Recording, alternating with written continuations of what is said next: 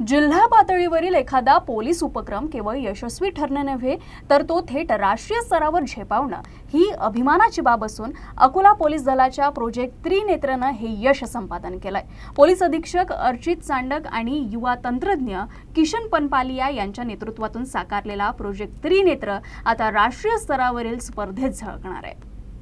या प्रकल्पाची अखिल भारतीय पोलीस कर्तव्य मेळावा 2025 मध्ये निवड झाली असून 69व्या अखिल भारतीय पोलीस कर्तव्य मेळावा 2025 अंतर्गत इव्हेंट 4 साठी महाराष्ट्र घटकाकडून 5 माहिती तंत्रज्ञान प्रकल्प पाठवण्यात आले होते।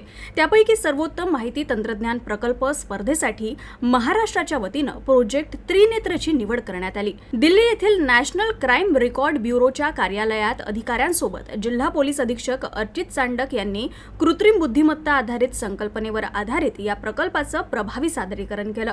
डेटा आधारित प्रतिबंधात्मक पोलिसिंगच्या संकल्पनेतून सुरू झालेला प्रोजेक्ट त्रिनेत्र अल्पावधीतच परिणामकारक ठरलाय।